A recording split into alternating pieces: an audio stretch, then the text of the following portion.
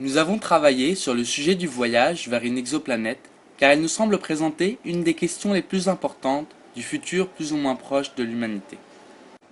Nous étions focalisés sur cette idée de futur et nous avions en cela le choix entre la robotique, l'intelligence artificielle, voire les deux, ou l'espace. Nous avons choisi ce dernier car elle présente une possibilité d'inclure la biologie à notre travail. En ce qui concerne l'espace, nous avons voulu être originaux. C'est pourquoi nous n'avons pas repris les sujets du voyage ou de l'installation d'une base lunaire ou martienne. Nous avons également évité le sujet de la détection des exoplanètes, qui se serait résumé à un exposé des connaissances actuelles. La problématique de départ, comment les hommes pourraient s'installer sur une exoplanète, s'est révélée de fait trop large, car elle suppose que l'on traite la détection, le voyage et l'installation sur l'exoplanète. Nous nous sommes donc restreints au voyage avec la problématique comment peut-on réaliser un voyage vers une exoplanète? Après réflexion, nous avons dégagé les trois axes techniques, sociaux et biologiques qui sont de fait essentiels dans toute société. Toutes les animations concernant le modèle 3D que vous allez voir par la suite ont été réalisées par nous et la musique réalisée par Alexis Papazian.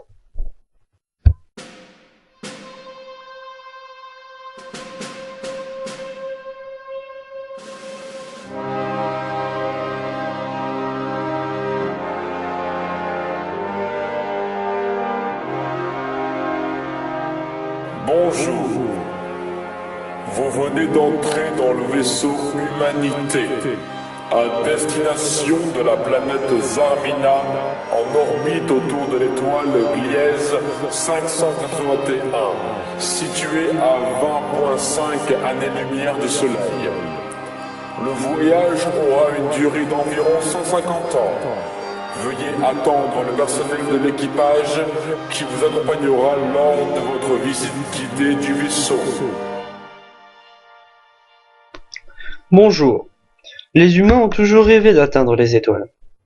Avec ce bijou de la technologie, ils espèrent enfin y arriver. Nous sommes ici dans le hall d'arrivée situé entre les deux modules habitables. Dans cette visite, nous allons vous expliquer les principales structures techniques, sociales et biologiques à bord. Commençons par un rapide survol des différentes parties du vaisseau. Tout en avant du vaisseau se trouve le bouclier cosmique qui vous protégera tout au long du voyage des particules et des poussières cosmiques. Les deux modules habitables se trouvent directement derrière lui pour optimiser leur protection.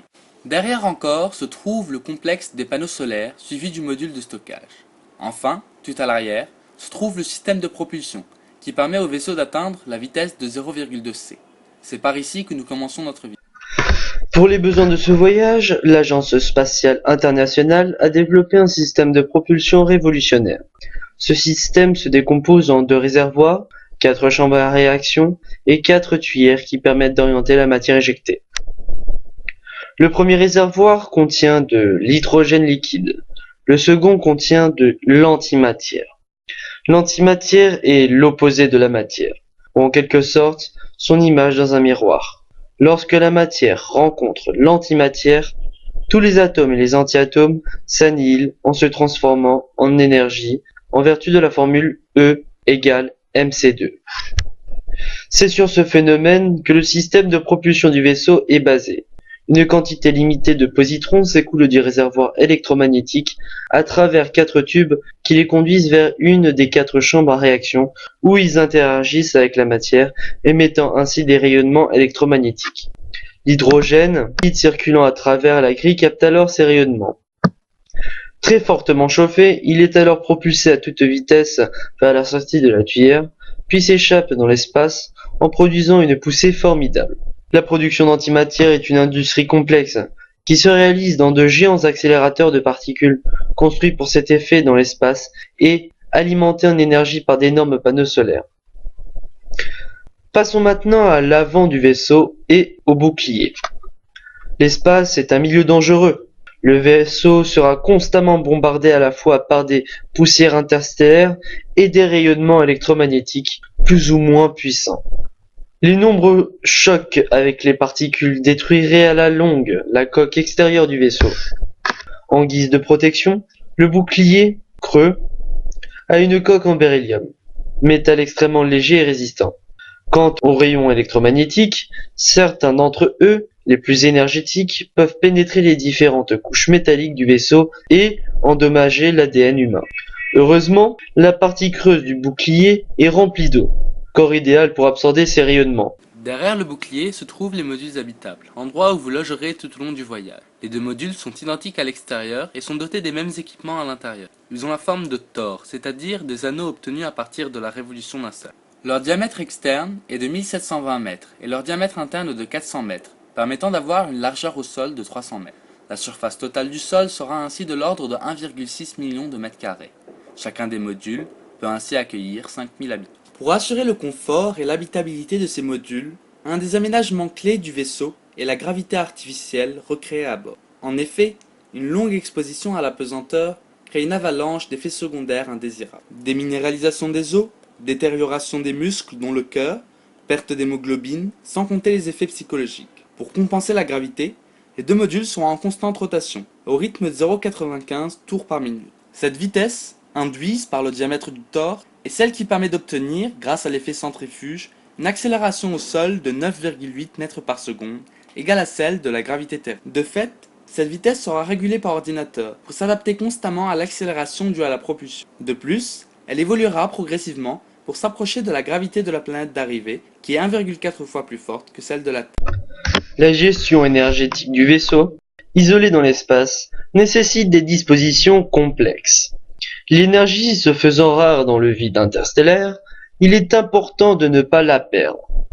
Le vaisseau est donc isolé grâce au vide entre les deux couches de sa coque externe, technique déjà utilisée sur Terre.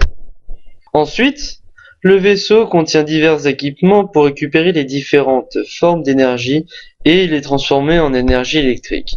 Les plus notables sont les trottoirs électriques qui transforment l'énergie des passants en énergie électrique et les centrales thermiques reliées à un réseau de climatiseurs qui transforment la chaleur produite dans tout le vaisseau en électricité. Même avec ces dispositifs, les pertes d'énergie, sous forme thermique notamment, sont inévitables.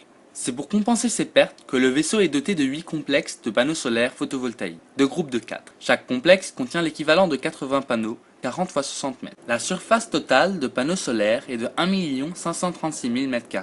Le photovoltaïque est la source d'énergie privilégiée, car non polluante et inépuisable. Toutefois, le vaisseau est également équipé de 2 réacteurs nucléaires pour alimenter en énergie les moteurs régulant la vitesse de rotation des modules habitables et qui constitueront également une réserve d'énergie.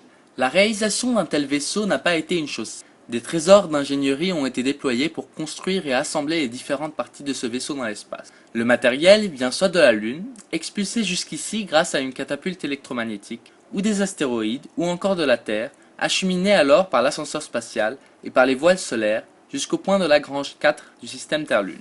Ce point est idéal car il permet au vaisseau d'être constamment équidistant de la Terre et de la Lune. Sur place, les imprimantes 3D donnent forme aux matières premières pour construire les structures métalliques du vaisseau, alors que les robots assemblent les éléments sophistiqués réalisés en avance sur Terre. Entrons maintenant dans un des modules habitables pour vous parler des aspects sociétaux de ce vaisseau. Comme vous devez le savoir, les participants à ce voyage ont été sélectionnés minutieusement, dans le but non seulement d'y avoir tous les terriens représentés, mais aussi d'obtenir la meilleure cohésion sociale et l'équipe la plus performante possible. Ainsi, les voyageurs répondent à des critères culturels, génétiques, sanitaires, linguistiques et des critères sur leur âge et leur métier. L'année dernière, que vous avez passé ensemble, a servi à vérifier que cette société fonctionnait. Une communauté de 10 000 habitants, dans un espace restreint, mais dangereux, ne peut pas être laissée à elle-même en attendant qu'elle s'organise spontanément. Le fonctionnement de la société doit être préparé et organisé, contrôlé, pour garantir à la fois une paix sociale, de laquelle dépend le succès du voyage, et le bien-être de chacun. Le vaisseau, milieu particulier, n'est pas adapté à l'économie de marché. En effet, cette économie, censée s'autoréguler à grande échelle, ne le sera pas forcément pour une population restreinte vivant en autarcie. Le système alternatif que nous avons élaboré ressemble plus ou moins au concept de famille étendue à une communauté de 10 000 habitants. Ainsi, il n'y aura pas d'usage d'une monnaie et tout sera fourni gratuitement. La répartition des tâches se fera selon les intérêts et les capacités de chacun. La coopération de tous sera garantie par l'unité de la communauté dans la réalisation du but partagé par tous. Arriver et s'installer sur l'exoplanète. Par l'éducation et par le fait que cette coopération profite à tous. Quant à la politique, la transparence jouera un rôle essentiel. La politique mise en place sera une démocratie participative parlementaire. Voter est devenu une opération simple et rapide, par téléphone par exemple. L'usage du référendum sera généralisé et les marges d'autonomie données aux élus du peuple devront être faibles. Le vaisseau ne pouvant contenir qu'un nombre limité d'habitants, la gestion démographique sera laissée aux voyageurs. Informés en temps réel des statistiques de naissance et de décès, vous devrez, dans votre propre intérêt, vous autorégulier. L'éducation des enfants, qui sont ceux qui arriveront sur l'exoplanète, est également primordiale. Cette éducation prendra en compte la multiplicité des provenances des voyageurs, mais mettra surtout l'accent sur votre statut particulier de voyageur de l'espace. Les étudiants recevront une large culture spatiale, particulièrement sur l'exoplanète d'arrivée, découvriront avec précision ce milieu particulier qu'est le vaisseau et apprendront des erreurs de leurs ancêtres terriens. De nombreux loisirs seront proposés ici. En plus des loisirs qui existent sur Terre, il y aura tous les loisirs liés à l'observation de l'espace et ceux liés à la pesanteur, voire les deux en même temps. Le Space Food semble avoir un grand avenir devant lui. Ne vous étonnez pas de voir les logos des grandes entreprises à certains endroits.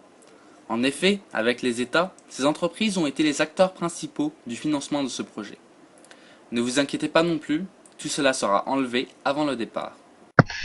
Avant de vous quitter, nous allons vous présenter les systèmes qui gèrent la biosphère dans le vaisseau. Ce vaisseau est ce qu'on appelle un système écologique clos, c'est-à-dire qu'il ne réalise aucun échange avec l'extérieur. Il faut donc recréer le cycle de la matière à l'échelle du vaisseau. Ainsi, comme sur Terre, chaque rejet, qu'il soit par un organisme ou par une machine, est utilisé par un autre organisme ou une autre machine, et ainsi de suite. Prenons l'exemple de l'atmosphère artificielle recréée à bord, identique à l'atmosphère terrestre. Le CO2 supplémentaire, rejeté par les humains, est continuellement absorbé dans les mêmes proportions par les plantes qui servent à l'agriculture. Parlant d'agriculture, il faut bien nourrir les 10 000 personnes à bord. Et il est bien sûr impensable de stocker des plats pour 150 ans. C'est pourquoi, sur les 320 hectares habitables du vaisseau, 30 seront dédiés à l'agriculture de divers aliments tels que les oignons, les épinards, les tomates, les oranges, différents féculents, etc., etc. Ces plantes croîtront dans des serres artificielles utilisant les techniques de pointe de l'ultraponie. De la viande artificielle sera également créée dans les laboratoires. Enfin, pour conserver la santé des voyageurs, des mesures ont été prises pour contrôler la qualité de l'air, éliminer la pollution et les organismes dangereux, pour recycler l'eau précieuse et vérifier sa potabilité. Il s'agit de la fin de cette visite guidée. Vous serez conduit maintenant vers vos nouveaux habitats. Nous vous espérons un voyage agréable.